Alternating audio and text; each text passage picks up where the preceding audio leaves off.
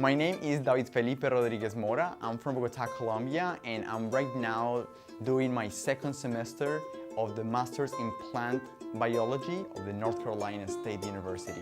I study the diversity of the yagé plant, the yagé liana, with the Cofán indigenous people of southwestern Colombia. Yagé, it's a term that is used both for a brew, a beverage, and a plant. It's a species that has been used for millennia in South America, and in the past few centuries, this ritual known as yagé or ayahuasca has incorporated the use of other plant admixtures for making a brew that is psychoactive and that indigenous people have been using for different ailments, primarily mental, emotional, and what they see as spiritual ailments.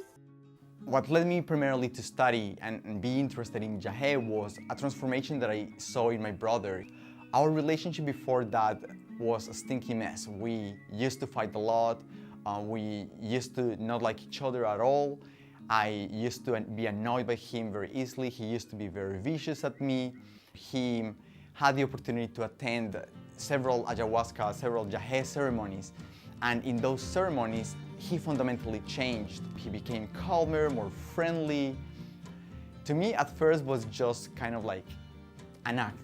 I didn't really believe that he was transformed, but he did transform for good. And I just grew curious about it. I just wanted to learn more about this plant, this ritual, and see if there were any ways that I could also benefit from it. The people that my brother experienced ayahuasca with first are the Cofán indigenous people from southern Colombia and northern Ecuador. And right now it's an endangered population of less than 2,000 inhabitants. There's less than 400 people that speak the language fluently, the Cofán language.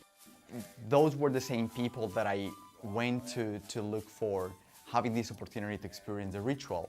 And we had the opportunity to experience the ceremony with Taita Querubinquet Alvarado. He is a 105-year-old shaman who is the maximum authority of the Cofán indigenous people. And 6 months later, I asked my family if they were interested in coming, and sure enough, my mother, my father, my brother, my wife's best friend, her and I went to see him, to experience all together as a family this ceremony. This year, I went back to the Amazon to visit Taita Querubin and his community and to speak with the local authorities to talk about any potential research effort that we could do there. I wasn't even thinking about studying yagé, and they were the ones who point out to me that they are having to buy the plants, which is something that in their tradition and cosmovision was never really seen. To them, it was extremely important for you as a shaman to grow your own plant, to harvest your own plant,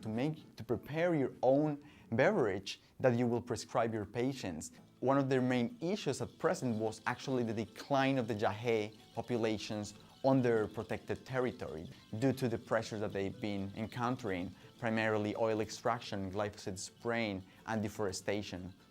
And they identify around 6 different varieties of the yagé vine, and our purpose right now is to take those samples from the wild so that they can reestablish those populations nearby their main settlement. And I will be also studying if there's any correlation between the ecology, the morphology, and the ways that they use it and how they recognize it on a daily basis. And we will put that information on a map for the community to be able to keep track of those populations in the wild and to manage them more efficiently. There's different goals as an ethnobotanist to me. Personally, I believe that that's a way for me to explore other possibilities of what it means to be human, to see what is to experience this reality through the lens of a millenary culture that is very different. Professionally, definitely, I would love to make a contribution to the conservation of the yagé vine, the Cofán people, and their ancestral territory.